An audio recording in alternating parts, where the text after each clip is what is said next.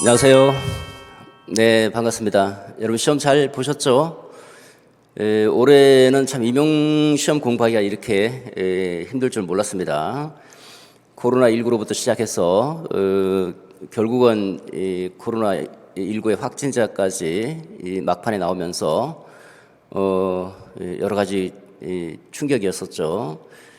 실제 시험장에 들어가지 못하신 선생님들도 있는 걸로 알고 있는데 그분들에게 정말 위로의 말씀을 드립니다.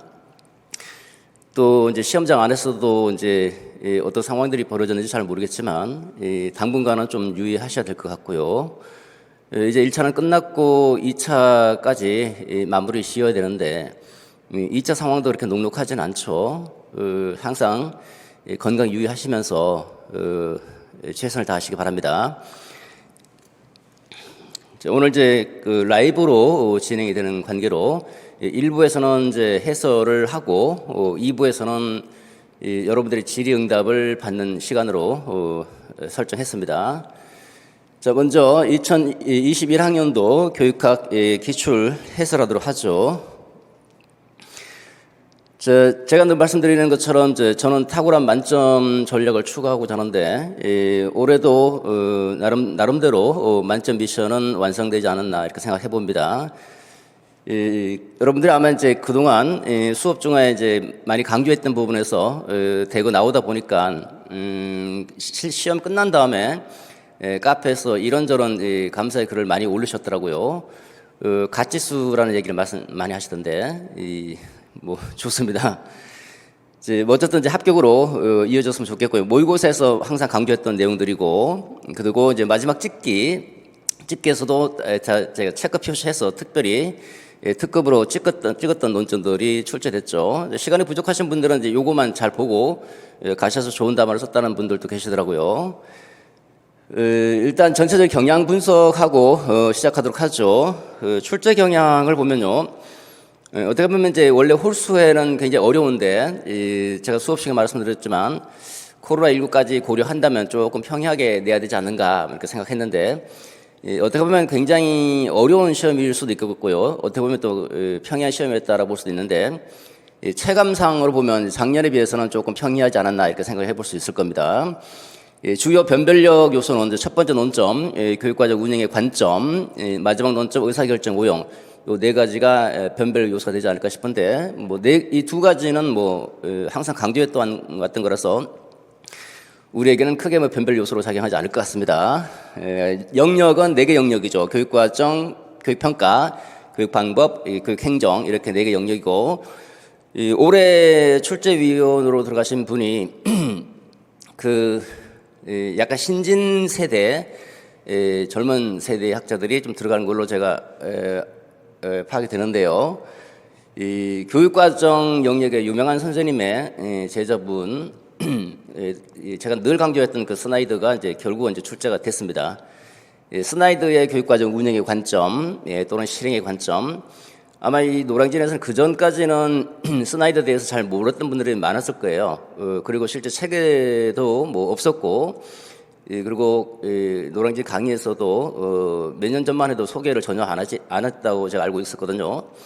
계속 강조하다 보니까 이제 작년도부터 이제 다른 분들도 강조하던 걸로 알고 있는데 어쨌든 중요한 논점이고, 그다음에 이 교육과정 교수하고 교육방법 교수, 교육행정 교수 그 세 분이 출제위원으로 들어가는 걸로 이제 대충 이제 파악을 하고 있는데요. 다 이제 전체적으로 이제 젊은 학자들이 들어갔고 내년에도 젊은 사람이 들어갈지 이제 나이 든 분들이 전통적인 학자들이 들어갈지는 잘 모르겠지만 어쨌든 그래서 교육과정 교수가 교육평가하고 같이 자기평가하고 같이 맞물려서 출제했죠. 자기평가도 자기평가도 작년에 상당히 강조 많이 했었죠. 중요하다고 체크 표시까지 해드렸죠. 모의고사도 다루면서 자기평가는 사실은 이제 교과서에 없어요. 실제 교육평가 파트 대학 교과서에 전혀 수록이 안 돼 있거든요. 우리는 공부를 했었죠. 또 중요한 부분이고 해서 그래서 교육과정 같이 묶어서 출제했었고, 그다음 교육 방법은 무난하게 출제했죠, 그죠? 원격 교육, 온라인 교육인데 제가 원격 교육이 중요하다고 말씀드렸죠. 원격 교육과 온라인 교육 네, 너무 약간 좀 가볍게 나왔다라고 볼 수 있겠고요. 그 다음에 이제 교육 행정 교수, 행정 의사결정 고용 상당히 중요하다 그랬죠. 이 의사결정 고용에서 우리가 봐야 될 게 이제 합리 모형, 점정 모형, 최종 모형, 쓰레기통 모형 네 가지 보라고 제가 체크를 표시해드렸죠. 그 많은 것 중에서 거기서 두 개가 나왔죠. 합리 모형과 점정 모형 두 개가 출제됐고 무난하게 썼을 거로 생각이 들고요. 그 다음에 배점 기준이 좀 세분화됐죠. 역시 마찬가지로 작년과 별별 다를 바 없이. 그 다음 오편형 문제가 다수가 출제가 됐습니다.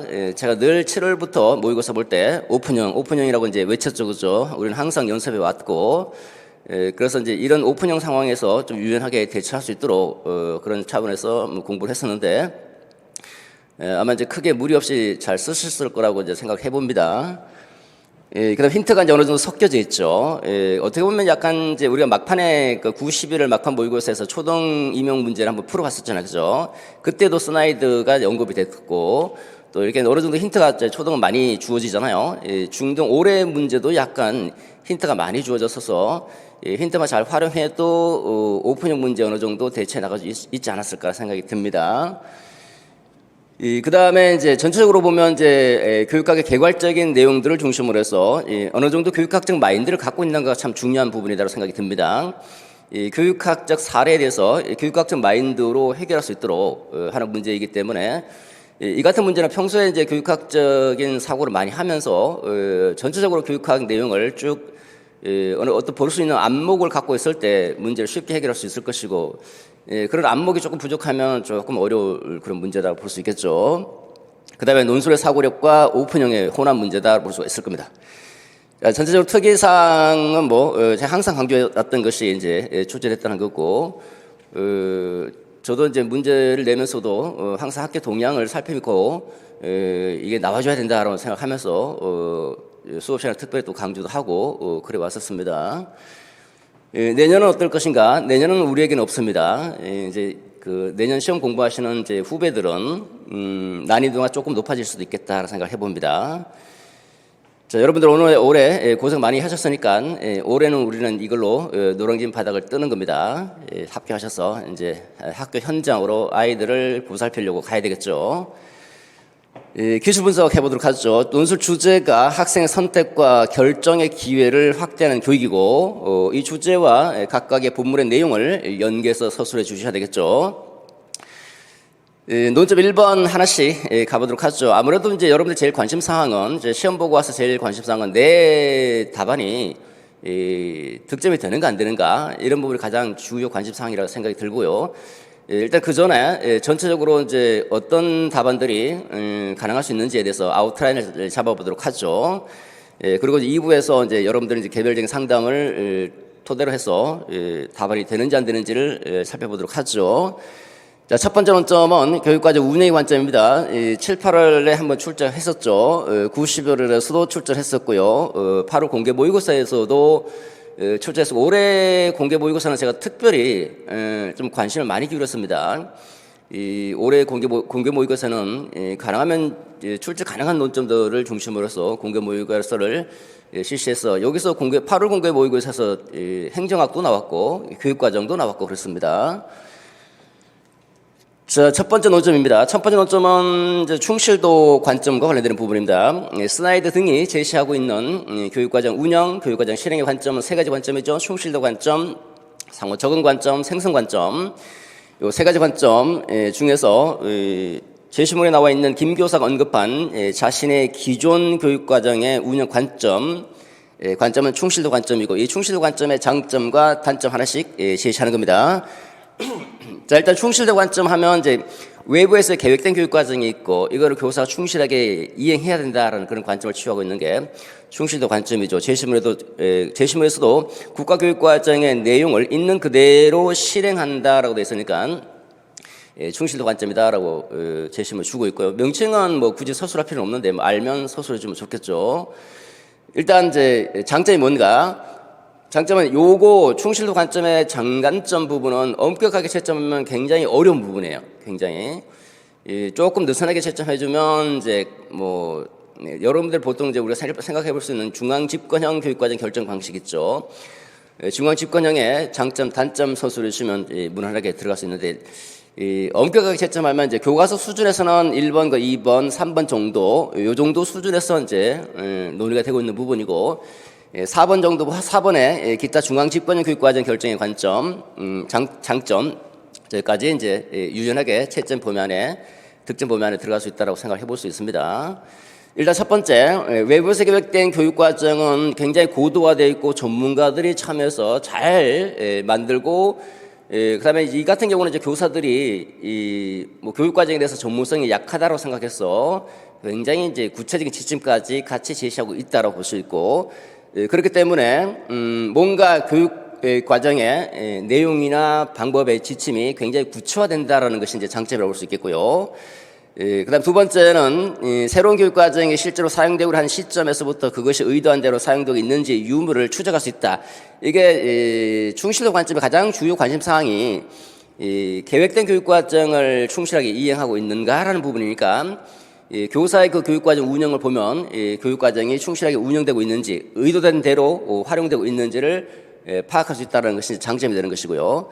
세 번째는 외부에서 계획된 교육 과정을 수업에 충실하게 이행할 경우에 개발자 의도가 교실 현장에 잘 구현될 가능성이 높다라는 거죠. 그대로 충실하게 이행하고 있으니까, 이 충실도 관점은 교육 과정으로 본다면 이제 계획된 교육 과정을 강조하는 관점이고, 상호 적응 관점은 이게 이제 교사에서 실행되는 거죠. 실행된 교육 과정을 강조하는 관점이라 한다면, 마지막 그 생성 관점은 교사가 실제로 학생과 함께 만들어가는 그 경험이기 때문에 경험된 교육과정을 강조하는 관점이라고 볼 수 있습니다. 교육과정 층위로 나눠본다면 계획된 교육과정, 실행된 교육과정, 실현된 교육과정 또는 경험된 교육과정, 그 순서대로 이제 교육과정 관점이 교육과정과 연계된다고 볼 수 있는데, 기타 아마 대부분 수험생분들은 이제 이렇게 답을 많이 썼을 겁니다. 중앙집권형 교육과정의 결정의 장점을 충실력 관점의 장점으로 접근해서 서술할 경우가 되게 많았을 거예요. 가장 무난한 방법이라고 볼 수 있고요. 교과서상으로는 언급하지 않는데, 저것도 중앙집권형 교육과정 결정의 방식 자체가 충실도 관점과 밀접하게 관련되어 있기 때문에 얼마든지 득점 가능성은 높다라고 볼 수 있겠죠. 대표적으로 이제 국가 수준의 교육 과정을 그대로 이용하는 것이니까, 힌트 제시문으로 보면 국가 수준의 교육 과정의 내용을 그대로 실행한다고 하고 있으니까, 이렇게 국가 수준의 교육 과정은 굉장히 이제 예산도 많이 들고, 그다음에 시간적으로도 오래 걸리죠. 이렇게 물적 인적 자원들을 투입해서 질 높은 교육 과정을 만들기 때문에 교육과정 자체가 질이 높아질 수도 있고요. 교육과정 운영의 질이 높아질 수도 있고, 그리고 이제 전체 공통된 교육과정을 마련해서 교육과정을 운영할 수 있다는 장점도 있을 것이고, 그리고 학교 급 간에 또는 학년 간에 이 교육과정의 연계성이 가능해진다는 건 장점도 있을 것이고요. 이렇게 이제 국가 수준 교육과정에서 강조하고 있는 중앙집권형 교육과정 결정의 장점들을 중심으로 서술하셔도 무난한 답안이 될 거라고 생각이 듭니다. 자, 두 번째, 충실도 관점의 단점입니다. 아무래도 이제 전문가들이 이제 교육과정을 개발하죠. 그러다 보니까 이제 우리가 국가 교육과정을 개발하는 과정을 보면 아시죠. 교사가 배제된다는 겁니다. 교사 배제 교육과정이기 때문에 어떤 교사 학교 현장의 특수한 상황들을 반영하기 어렵다라는 것이고, 또 교사가 그 교육과정에 사소한 문제가 나타날 수도 있고요. 학생 교사의 적극적이고 능동적 참여가 없다라는 그런 단점도 있을 것이고, 그리고 우리가 이제 교사 역할에서도 살폈던 것처럼 이런 근거는 교사 배제 교육 과정을 하셔도 좋고요. 충실하게 이행해야 되니까 이렇게 하셔도 좋은데, 어쨌든 교사가 수동적일 수밖에 없다란 소극적인 역할을 하는 것으로 간주된다라는, 소비자 역할이다, 사용자 역할이다, 이렇게 소극적인 역할을 한다는 것도 이제 하나의 단점이죠. 기타 이제 중앙집권형 교육과정 결정의 단점을 서술하셔도 괜찮을 거라고 생각이 듭니다. 그러니까 이제 중앙집권형 교육과정의 그 단점은 이게 교육과정 운영의 질을 보장하지 못한다는 거죠. 교사의 그 전문성에 따라서 질 높은 교육과정이 만들어질 수도 있고요. 그렇지 못한 교육과정이 만들어질 수도 있기 때문에 중앙집권형이죠. 중앙집권형이기 때문에 이런 어떤 학교 현장의 특성 등을 반영하지 못한다는 단점이 있죠, 그죠? 학교 현장의 특성을 반영하지 못한다든지, 또는 획일적인 교육과정 운영이 나타난다든지 이런 중앙집권형 교육과정 결정의 단점을 중심으로 서술할 수도 무난할 거로 생각이 듭니다. 아마 이제 이 정도 선에서 니엘이나 디귿 정도 선에서 이제 서술하지 않았을까라고 생각을 해봅니다. 단점 하나만 서술하시면 되겠죠. 세 번째입니다. 자, 그다음에 세 번째는 이제 새롭게 관심을 가지게 된 관점에 적합한 교육과정 운영 방안 두 가지죠. 새롭게 관심을 가지게 된 관점은 생성 관점이고, 생성 관점에 적합한 교육과정 운영 방안 두 가지는 약간 오픈형이죠. 오픈형이면서도 이것도 마찬가지로 엄격하게 채점하기 굉장히 좀 까다로운 부분인데 아마 느슨하게 이 부분은 느슨하게 채점할 수밖에 없지 않을까 생각을 해봅니다. 아무래도 생성 관점은 교사, 학생 함께 만들어가는 것이죠. 외부에 개발된 교육과정은 이런 교사, 학생이 함께 만들어가는 교육 경험에 수단적이고 도구적인 역할을 할 뿐이다라는 겁니다. 그렇기 때문에 교실에서 교사와 학생이 함께 지속적으로 창안하는 것이기 때문에 교사와 학생 모두가 다 함께 성장하고 함께 경험하고 함께 발전할 수 있는 방향으로 교육과정을 창조적으로 운영해야 된다라는 거고, 여기 보시면 이제 교육과정 운영 방안이거든요. 교육과정 운영 방안이기 때문에 방안이라고 하는 것은 이제 어떻게 운영할 것인가에 관련된 방법 또는 계획이거든요. 방안이라고 해서는 방법 또는 계획을 의미하는 것이기 때문에 어떤 방법으로 어떤 계획으로 운영해 나가야 될 것인가라는 중심으로 서술해 주시면 되는데, 혹자는 이 방안을 형태, 교육과정 운영 형태, 그래서 형태 중심으로 서술하신 분들도 있을 거예요. 뭐 생성형 교육과정 운영한다, 뭐 활동형 교육과정 운영한다 등등. 그것도 이제 물론 이제 답이 될 수 있겠죠. 근데 전체적으로 이제 문제는 운영 방안이기 때문에 어떤 방법으로 어떤 계획으로 운영할 것인가라는 식으로 서술돼야 되기 때문에 이렇게 함께 성장할 수 있도록 교육과정 운영하자라는 거고, 그다음 두 번째, 교사가 여기서는 교육과정 개발의 창안자, 개발자 역할을 수행하는 거죠. 개발자, 창안자 역할을 수행해야 된다는 거고, 그 다음에 또 학생의 이익을 위해서 학교 상황이라든지 교실 상황이라든지 학생 상황이라든지 그 상황에 맞추어서 교육과정을 유연하게 운영할 필요도 있겠다라는 겁니다.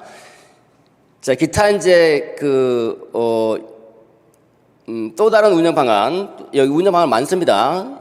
오픈형이고, 그래서 두 번째 생각해 볼 수 있는 게 학생들이 어떤 것을 느끼고 아이들이 어떤 것을 경험하고 교사 학생이 어떤 상호작용을 하는지 이런 것들이 전부 다 교육과정 운영에 영향을 주기 때문에 그런 것들을 분석해서 교육과정 운영에 반영하는 것도 중요한 것이고요.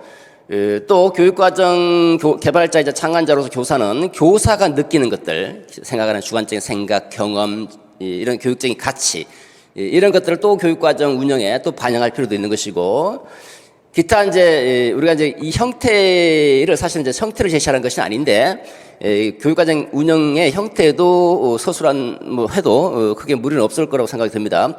우리가 이제 수업 시간에도 이제 모의고사로 풀어봤던 활동 중심 교육과정이라든지 생성형 교육과정 있죠. 경험 중심 교육과정에서 중시하고 있는 프로젝트 형태로 활동 중심으로 교육과정을 운영할 수도 있는 것이고, 그러니까 프로젝트형으로 운영한다든지 뭐 활동 중심으로 운영한다, 교사 학생이 현장에서 즉각 만들어가는 생성형 교육과정을 운영한다, 뭐 이런 식으로 하셔도 큰 무리는 없을 거라고 생각이 듭니다. 다만 여기서 이제 주의할 점이 이 전체 점수의 범주는 어떻게 결정할 것인가. 포인트는 제시문에도 나와 있는 것처럼 교사 학생이 함께 창안하는 교육과정이라 된다는 것.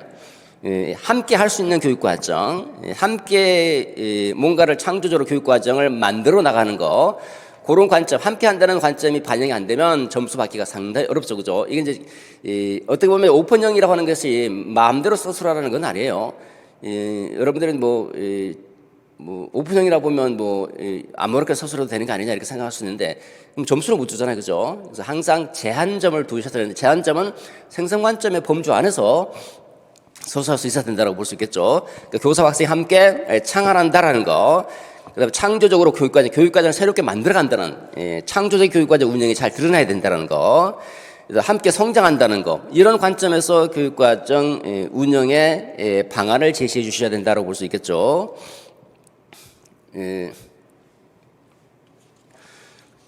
그죠? 또 교육과정 아마 이제 교육과정 재구성 형태로 서술하신 분들도 있을 거예요.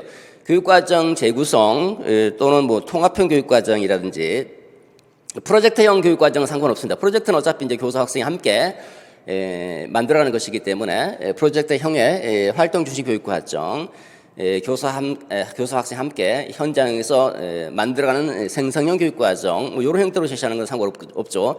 그 교육과정 재구성 부분에서 교육과정 재구성 또는 통합형 교육과정 이렇게 서술하신 분들도 아마 많을 텐데 사실 이건 어떻게 보면 이제 두 번째 관점 상호 적응 관점과 밀접하게 관련되어 있는 부분이에요.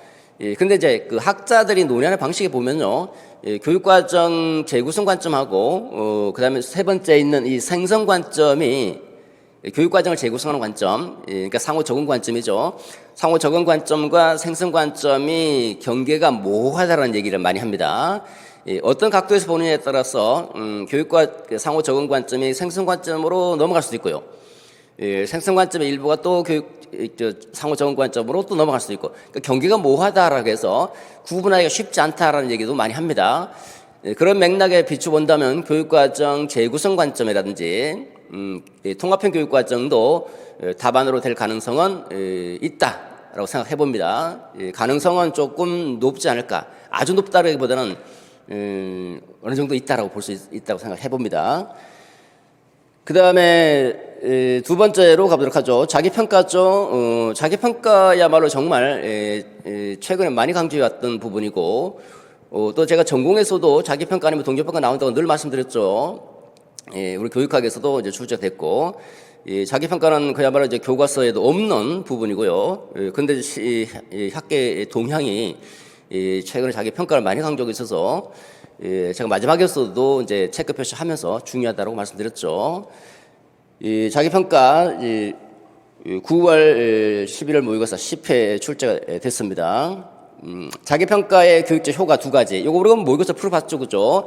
자기평가의 장점, 아마 쓰는데 크게 어려움이 없을 거라고 생각이 듭니다.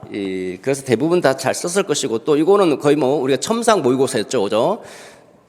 첨삭 모의고사에서 직접 또 써봤던 부분이고, 또 첨삭도 받아봤던 부분이라서 큰 무리가 없을 거라고 생각이 듭니다. 이런 범주 안에서 서술해 주시면 크게 문제가 안 되죠. 자신의 수준, 학습 전략 한번 되돌아보게 되잖아요. 자기 스스로 평가하면서.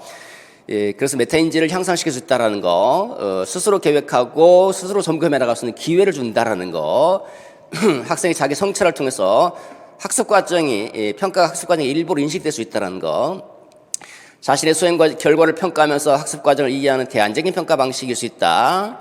학습에 대한 인지적 능력과 함께 동기, 태도, 정적 능력을 통합적으로 개선할 수 있다. 인지적 측면과 정적 측면을 함께 개선해 나갈 수 있다라는. 그 다음에 학생이 자기조절 학습 역량을 개발하는 데 유용하다. 교사 평가 부담을 분담하는 하나의 방법이 될 수 있다. 이런 것들이 이제 자기 평가의 장점으로 거론되고 있는 내용들입니다. 두 개 서술해 주시면 되겠죠.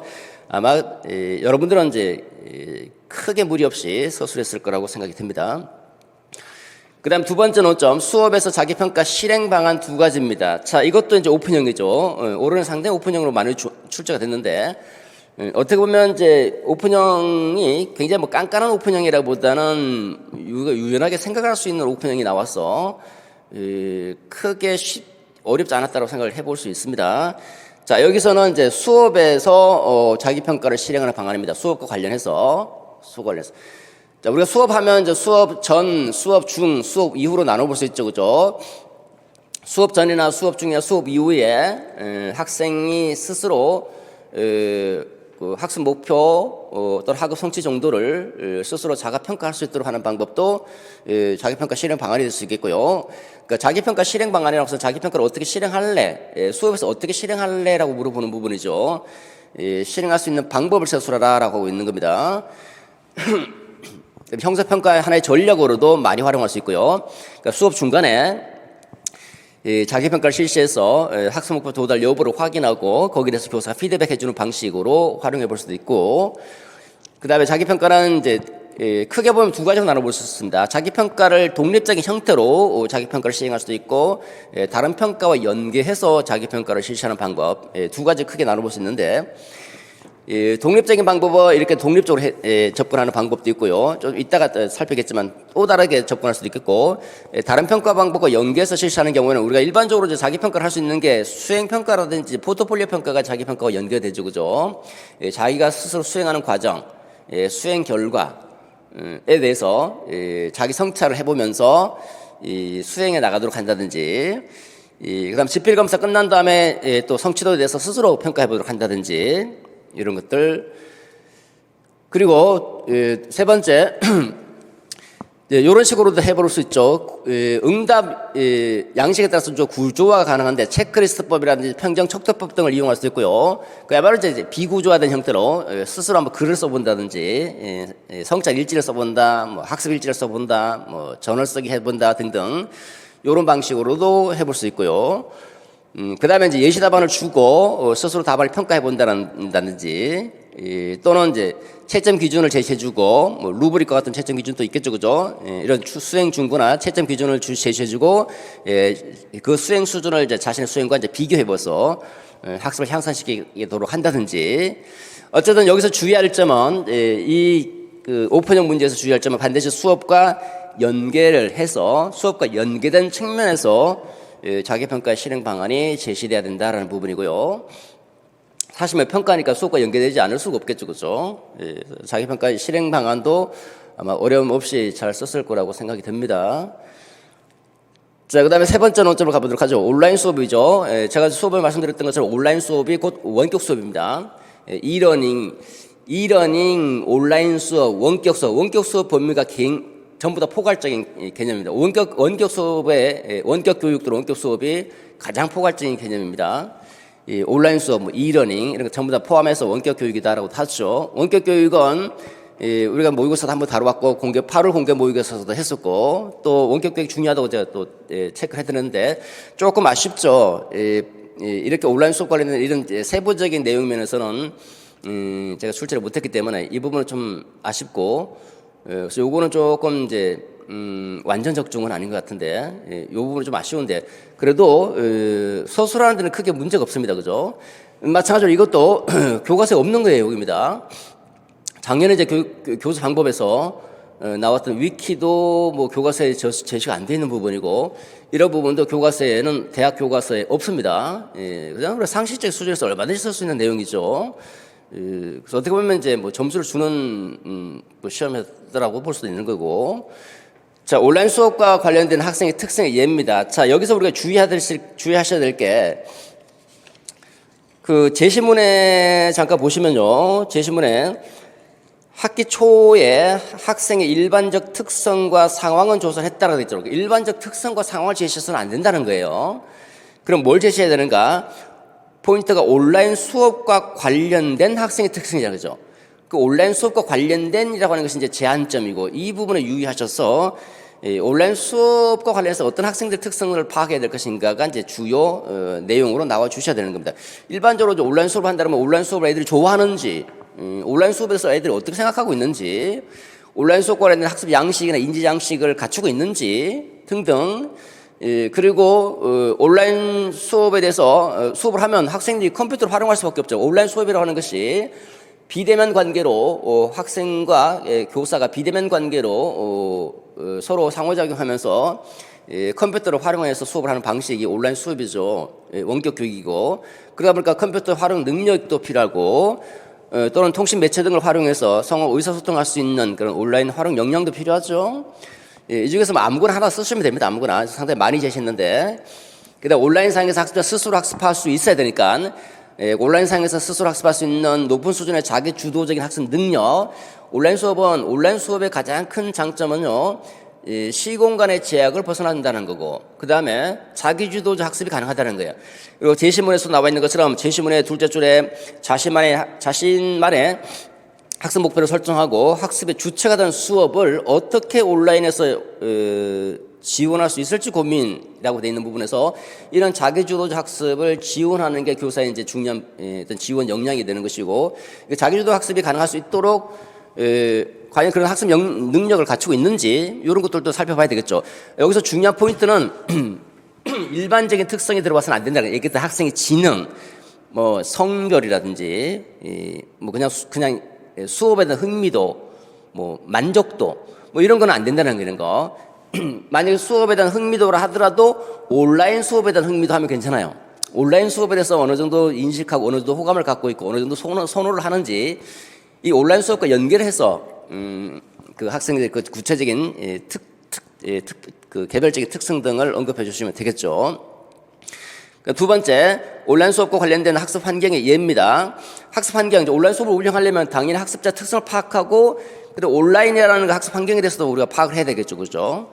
우리는 이제 그 예전에, 모의고사에서 액션스 모형이라고 해서 한번 다뤘죠, 그죠? 그러니까 온라인 수업 매체, 원격 교육의 매체에 대해서도, 매체에 대해서 알아야 된다는 매체. 그 매체가 어느 정도 접근 가능성이 있고, 매체가 어느 정도 티칭 앤 러닝이 가능한지, 매체가 어느 정도 신속성이 있는지 등등 이런 매체 환경에 대해서도 알아야 된다는 겁니다. 온라인 수업에 필요한 하드웨어나 소프트웨어의 구비가 되어 있는지, 기술적으로 지원할 수 있는 지원 체제가 갖춰져 있는지, 온라인 수업을 원활하게 운영하려면 학습관리 시스템, 참 이거 중요한 부분인데, 학습관리 시스템을 갖추고 있어야 되는 거죠.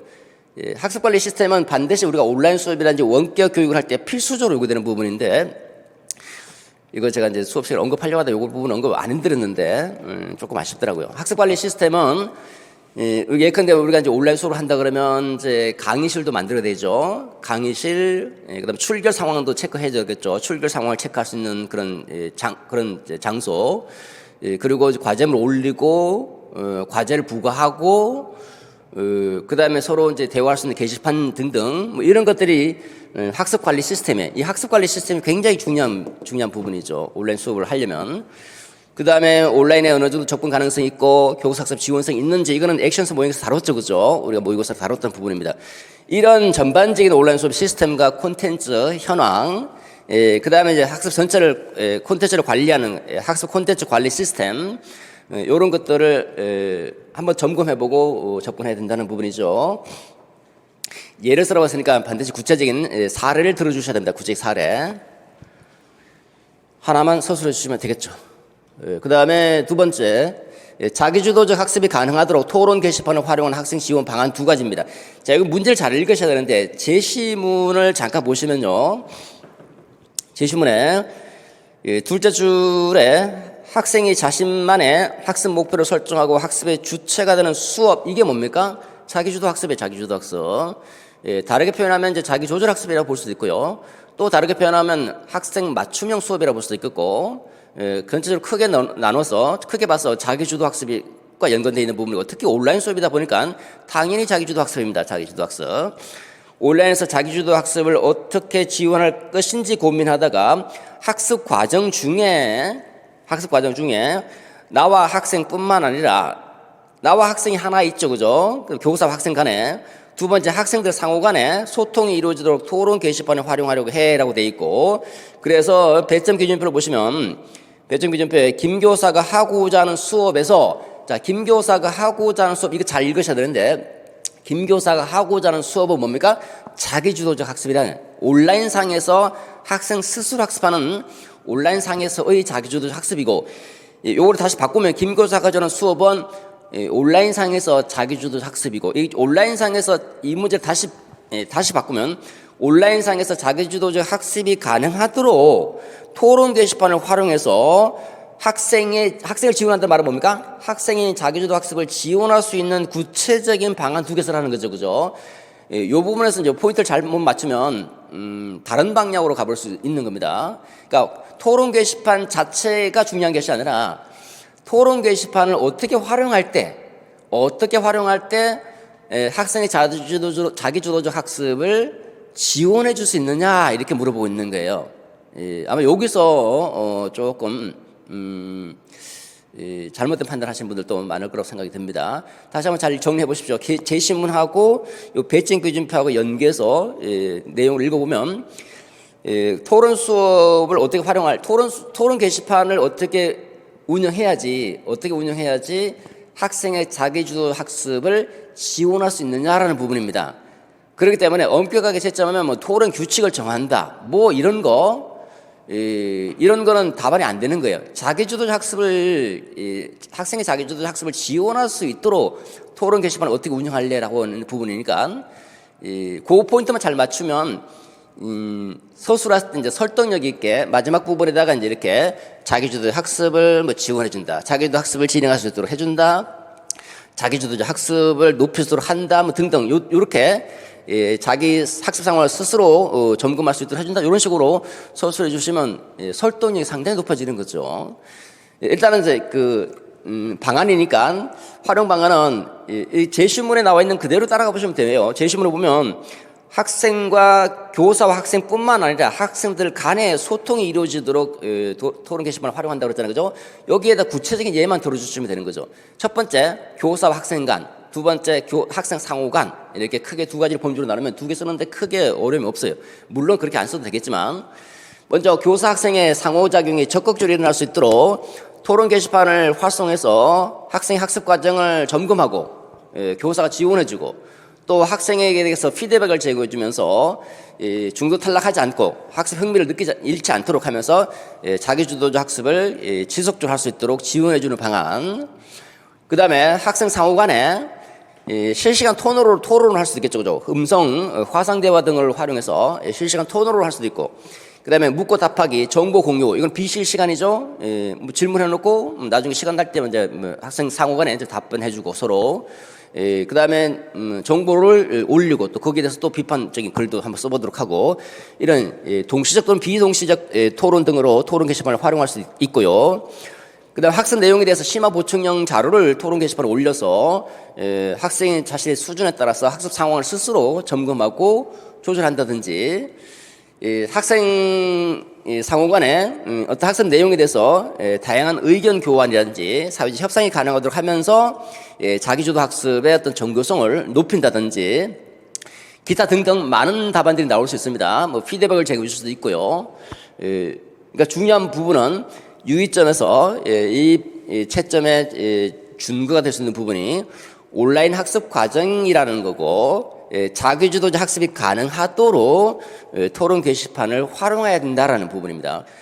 그렇기 때문에 토론 게시판 규칙을 어떻게 정한다, 운영 방안에 대해서 어떻게 서로 어떻게 한다, 이런 약간 형식적인 측면들 있죠. 형식 측면들은 답안이 되게 조금 어렵다라고 볼 수 있습니다. 자, 그 다음에 마지막 논점입니다. 의사결정 모형이죠. 교육행정학 파트.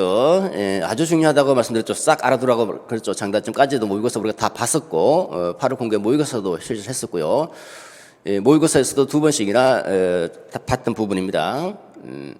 의사결정 모형하고 의사결정, 참여적 의사결정 모형 두 가지 다 중요한데, 올해는 의사결정 모형이 출제가 됐습니다. 자, 먼저 첫 번째 논점은 합리 모형이고요. 합리 모형의 단점, 그리고 점정 모형의 단점 하나씩 서술하는 부분이죠. 이제 합리 모형의 단점은 의사결정자가 전지전능함을 전제로 하고 있죠. 인간의 합리성을 전제로 하고 있고, 근데 인간이 합리적이지 않을 수 있다는 것, 인간의 능력의 한계로 인해서 근본적인 단점은 비현실적이다라는, 비현실적이다.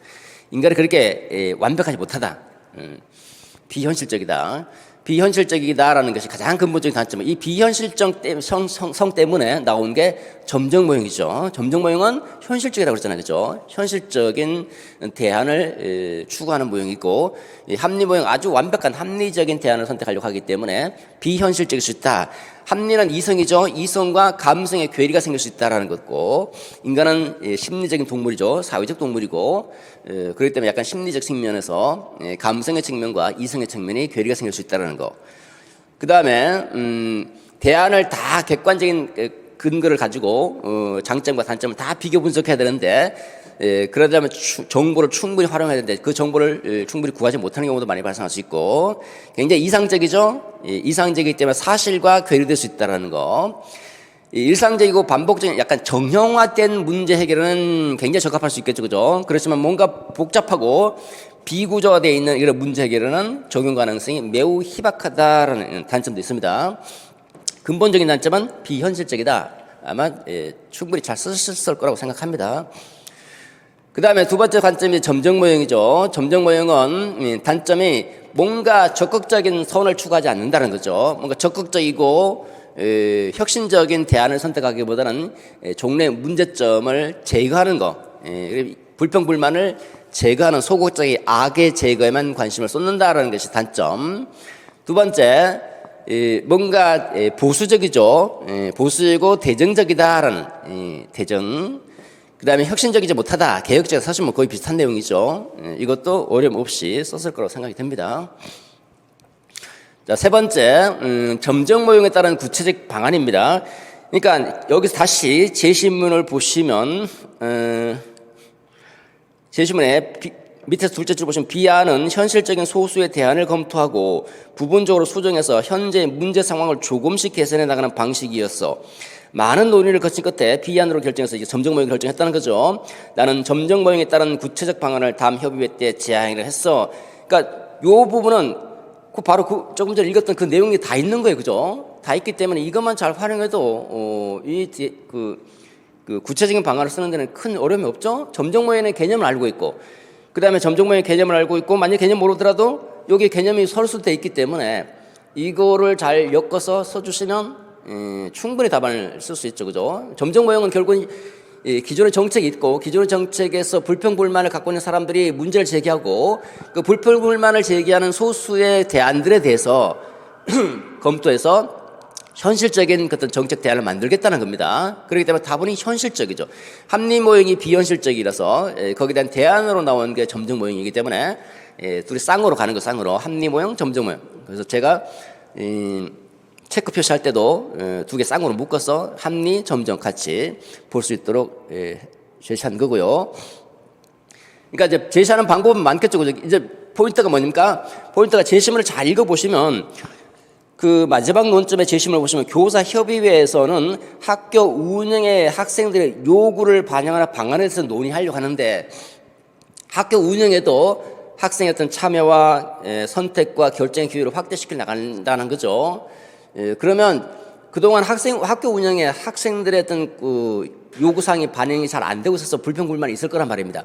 그럼 그게 뭐냐? 그거를 다 취합해서 그 불평불만을 잠재우는 방향으로 해결해 나가는 방향을 선택해 주시면 되겠죠. 그러니까 학교 운영에 관해서 기존 학생들이 갖고 있는 불만들을 여러 가지 방법으로 제시하도록 하고 그걸 개선할 수 있는 그 소수의 그 대안들을 검토해서 학생의 요구가 실질적으로 반영될 수 있는 그런 정책을 선택하면 되는 거죠. 자, 유의점은 대안 탐색은 반드시 현재 상황과 관련되는 것이라 된다는 거예요. 현재 상황, 현재 학생들의 불평 불만과 관련되는 부분이어야 되고, 그 다음에 요거를 조금 개선하는 수준에서 정책 결정이 나타나야 된다는 거예요. 이 두 가지가 제한점이죠. 이 두 가지 바로 이제 점정 모형의 개념이니까, 그러니까 점정 모형의 개념에 잘 근거해서 구체적으로 학교 운영에 학생들의 요구를 어떻게 반영할 것인가가 서술돼야 된다라고 보시면 되겠죠. 이 부분 잘 지키지 못하면 점수 받기 곤란합니다. 자, 그 다음에 전체적으로 한번 제시문 보면서 한번 살펴보도록 하죠. 자, 첫 번째 논점, 교육과정, 두 번째, 교육평가, 세 번째, 교수학습 파트, 네 번째, 교육행정이죠. 핵심 내용을 한 번씩 이제 추출하면서 제시문을 한번 분석해 보도록 하죠. 이메일 형식으로 서술했죠. 근데 누가 이메일로 이렇게 쓰겠습니까? 너무 우리 아무래도 가상적인 사례를 하더라도 뭔가 그럴듯한 사례를 뭐 전화로 하지 누가 이걸 이메일로 합니까? 그죠? 요즘 이런 이런 현대 뭐 시간도 없는 현대인들이 이렇게 막 친구한테 이메일까지 써가면서 뭐 아주 뭐 굉장히 다정한 사이도 아닌데. 굉장히 다정한 사이인 것처럼 이메일 써가면서 누가 이렇게 하겠습니까? 전화상으로 전화 통화 내용이다 뭐 이러면 몰라도 일방적으로 제시하다 보니까 아마 이메일 쓴 것 같긴 한데 어쨌든 보고 싶은 친구한테 이런 내용들을 막 보고 싶은 친구한테 전화해서 이제 한번 보자 이렇게 하면 되는 거죠. 자, 주제가 학생 선택과 결정의 기회를 확대하는 교육입니다. 교육과정 운영 관점, 충실도 관점의 장단점 하나씩, 그 다음에 생성 관점, 교육과정 운영 방안 두 개 제시하는 거죠. 자, 첫 번째는 그냥 일반적인 내용이고, 두 번째부터 나오죠. 교육과정 운영을 돌아보니 운영에 대한 나의 관점이 달라진 것 같아. 처음에는 이제 여기 나오죠. 교육과정, 국가교육과정 내용을 있는 그대로 실행하는 관점. 그러니까 계획된 교육과정이 있죠. 이거를 그대로 이행해야 된다. 충실도 관점이다. 충실도 관점 장점은 국가교육과정 그대로 이행한다면 어떤 장점이 있는가? 이거죠, 그죠? 단점이 뭐냐? 그 국가교육과정을 이행하면 어떤 단점이 있는가? 충분히 쓸 수 있는 겁니다. 중앙집권형 교육과정 결정의 장단점 서술해 주시면 큰 문제가 없을 거죠.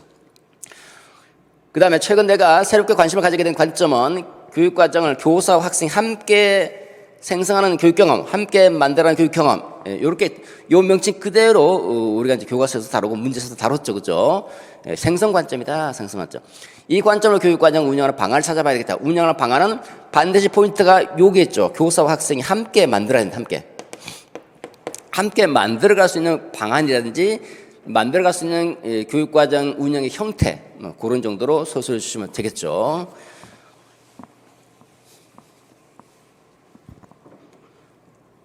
자, 그 다음에 두 번째 논점입니다. 자기 평가 부분이죠. 평가 보고서에서 학생이 주체가 되는 평가. 제가 이제 모의고사에서 말씀드렸지만 최근에 평가의 권한도, 우리가 수업의 주도권도 이제 학생에게 넘기고 평가의 권한도 학생에게 이양하는 평가 방식을 많이 활용하고 있다고 말씀드렸죠. 그 대표적인 게 자기 평가, 동료 평가 이런 거죠, 그죠? 자, 그런데 여기 동료 평가는 안 되는 게 여기 있죠. 학생 스스로 자신을 평가하게 한다라고 돼 있잖아요, 그죠? 그러니까 자기 평가만 답이 될 수 있고, 이 자기 평가를 하면 어떤 효과가 있을까 장점이고, 그 다음에 내가 이 수업에서 이러한 평가를 어떻게 실행할 수 있을까? 수업과 관련된 자기 평가를 실시할 수 있는 방안을 제시하라라고 돼 있죠, 그죠? 세 번째 논점으로 가보도록 하죠. 온라인 수업 또는 원격 수업과 관련돼 있다고 볼 수 있겠고, 요즘 온라인 수업을 하죠. 원격 교육을 하고 이게 상당히 우리의 이 수험생 입장에서 상당히 큰 이슈였죠, 그죠? 중요한 쟁점이었던 거고, 근데 문제가 상당히 평이해서 그렇죠. 학기 초에 학생 일반적인 특성과 상황을 조사했다. 그러니까 학생의 일반적 특성과 상황이 나와서는 안 되는 거죠. 학생의 지능, 학생 성별, 이라든지 경험, 흥미 이런 게 나와서는 안 되는 거죠. 반드시 온라인과 관련된 이게 포인트죠. 온라인 수업과 관련된 학생의 특성, 이런 구체적이고 개별적 특성이 나와줘야 된다는 거고, 그 다음에 학습 환경, 온라인 수업이 가능한 학습 환경이 구축되어 있는지 이걸 봐야 되겠죠. 이걸 파악해야 된다. 그 다음에 그리고 학생 자신만의 학습 목표, 여기 이제 포인트죠. 보시면 학생이 자신만의 학습 목표를 설정하고 학습의 주체가 되는 수업, 이게 뭡니까? 이게 자기주도 학습이죠. 자기주도. 우리가 온라인 수업 원격 교육의 장점 중에 하나가 자기주도 학습이 가능하다. 시공간의 제약을 뛰어넘는다는 건데, 이 온라인 학습에서 자기주도적 학습이 되도록 어떻게 온라인에서 지원을 해야 될지 고민하다가 학습 과정 중에 나와 학생뿐만 아니라 학생들 간에도 소통이 이루어질 수 있도록 토론 게시판을 활용하겠다. 토론 게시판. 그러니까 토론 게시판 활용 방안은 교사와 학생 상호작용이 가능한 토론 게시판, 학생 상호 간의 상호작용이 가능한 토론 게시판. 이렇게 접근하면 아주 쉽게 접근할 수 있죠, 그죠?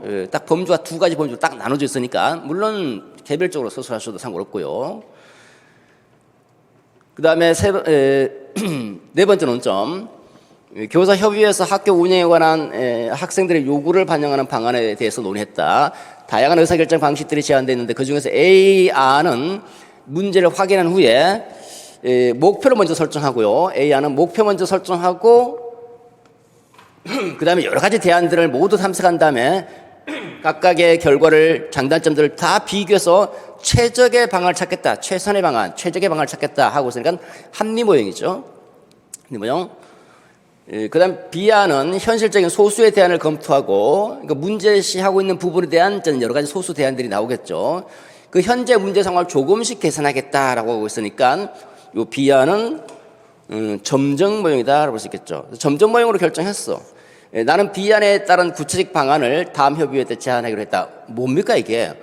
학교 운영에서 학생들의 요구를 반영하고 싶은데 학생들의 요구가 반영하고 싶은데 이걸 A안 합리 모형에 따라서 학생의 요구를 반영할 것인지 점정 모형에 따라서 학생의 요구를 반영할 것인지 그 구체적인 방안을 이제 점정 모형으로 결정하고 그 구체적 방안을 협의해서 제안하기로 했으니까 어떻게 하든지 간에 학생들의 현실에 대한 불만족, 그 학교 운영에 대한 학생의 그 현실적인 불만족을 어떤 방법으로든지 토로하도록 제시하도록 해서 그 부분에 대한 소수의 대안들을 검토하면서 현실적인 정책을 결정하는 방향으로 나가야 되겠죠, 그죠? 답안 보겠습니다. 늘 했던 식으로 답안을 서술했는데 조금 이제 구체적으로 조금 이제 두 번째 문장을 조금 구체적으로 썼습니다.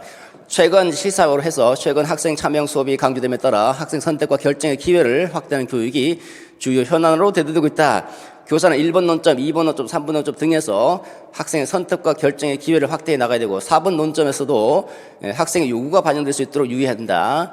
제시문의 이메일 내용을 토대로 주제에 대해서 논의해보자. 첫 번째 본론입니다.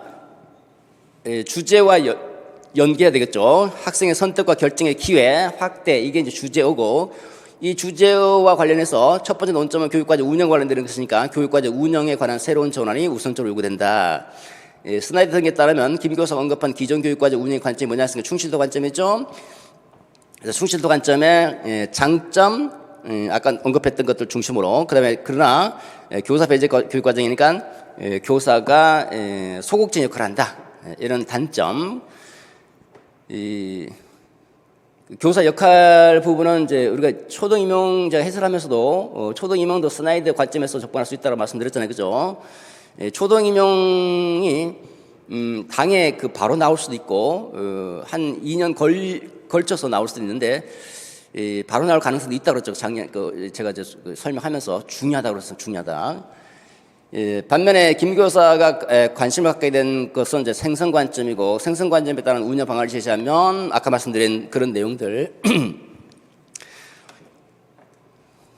자, 평가 방식에 있어서도 학생 선택과 결정의 기회가 확대되도록 평가 권한을 학생에게 이양하는 일도 중요하다. 김 교사가 적용하는 평가 방식은 자기평가이고, 자기평가 교육적 효과 다음과 같다. 첫째, 둘째. 자기평가를 수업에서 실행하는 방안을 제시하면 다음과 같다. 첫째, 독립적인 형태로 자기평가를 실행할 수 있다. 뭐 이렇게 중요한 게 아니라 여러 가지 방안들을 제시하는 게 중요하겠죠, 그죠? 체크리스트라든지 평제촉도법 등을 제공해서 스스로 평가할 수 있도록 한다든지, 수업과 연계된 수행평가를 실시할 때 또는 포트폴리오 평가를 실시할 때 자기 성찰 내용을 포함시켜서 스스로 평가해보도록 한다든지, 이처럼 평가 측면에서 학생의 기회가 확대되려면 자기평가를 수업에서 적극적으로 실행해 나가야 된다. 온라인 수업의 경우 온라인에서 학생의 선택과 결정의 기회가 확대되도록 학생의 자기주도적 학습을 지원해 주는 것도 필수적이다. 이를 위해서는 자기주도적 학습 자체가 중요한 논점이라고 그랬습니다. 자기주도 학습 자체도 올해는 그 논점이 직접적으로 나오진 않았지만 온라인 수업과 관련된 자기주도 학습 형태로 한번 간접적으로 돌려서 나온 거죠, 그죠? 이를 위해서는 온라인 수업과 관련된 학생의 특성과 학습 환경을 파악하는 일이 중요하다. 학생 특성 측면에서는 컴퓨터 활용 능력, 의사소통 능력 등 온라인 활용 능력, 역량이고, 학습 환경 측면에서는 여러 가지 수업 시스템과 콘텐츠 현황 등을 확인해야 된다. 토론 게시판을 활용하여 학생의 학습을 지원하려면 다음과 같은 방안을 활용할 수 있다. 첫째, 여기서는 이제 교사 학생 상호간, 두 번째 학생 상호간 이렇게 서술했는데 다양한 답안이 나올 수 있죠.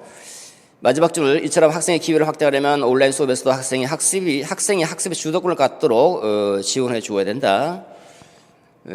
학생의 선택과 결정의 기회가 확대되기 위해서는 학교 운영에 관한 의사결정에서도 학생의 요구가 반영될 수 있도록 하자. A안은 합리모형의 장점, 단점 서술해 주시고, B안은 점정모형, 명칭 안 써도 됩니다. 명칭 서술하는 말이 없으니까. B안의 단점 제시해 주시고, 점정 모형에 따라 학생의 요구를 반영하려면 기존의 학교 운영에 관한 학생의 불만을 설문제나 학생회 등을 통해 제시하도록 하고, 점진적 개선을 도모할 수 있는 제한된 수의 대안을 검토해서 학생의 요구가 반영될 수 있는 현실성 있는 정책을 선택하도록 하자. 이처럼 학생의 기회가 확대되려면 학교 운영에서도 학생의 선택과 결정이 존중되도록 해야 한다. 결론입니다. 똑같은 방식으로 결론 내렸습니다. 학생이 교육의 주체가 될 수 있도록 모든 교육 활동에서 학생의 선택과 결정의 기회가 확대된다. 전체 주제문이죠. 이를 위해서는 교사는 조금 서론하고 비슷하게 써도 됩니다. 여기서는 다시 정리하는 형태로 썼습니다. 교육과정 운영에서 학생과 함께 교육 경험을 창조하고, 평가에서는 학생의 자기 평가를 확대시 해주고, 학습 과정에서 학생의 자기주도 학습에 적극적으로 지원해주자. 나아가서 마지막 논점, 학교 운영에 관한 의사결정에서도 학생의 요구가 반영된 현실적인 정책 수립이 요구된다. 그래서 간단하게 정리해 주시고 전망 안 써줘도 상관없습니다. 자, 이렇게 해서 전체 헬스 강의 끝났습니다. 자, 어쨌든 뭐 여러 가지로 어려운 시기에 공부도 하기도 쉽지 않았었고, 또 시험장 가는 발길도 상당히 무거웠을 텐데요. 어쨌든 뭐 일단 1차 시험은 끝났으니까 잊어버리시고 2차에 다시 매진할 수 있도록 해주시기 바라고, 어쨌든 이제 저는 이제 가르치는 사람으로서 여러분들이 잘 되고 합격하고 건강하고 이런 것들이 가르치는 사람의 가장 큰 행복이기 때문에 저와 함께 공부하신 모든 선생님들 가능하면 다 합격하셨으면 좋겠습니다. 여러분들 합격을 위해서 파이팅입니다. 파이팅.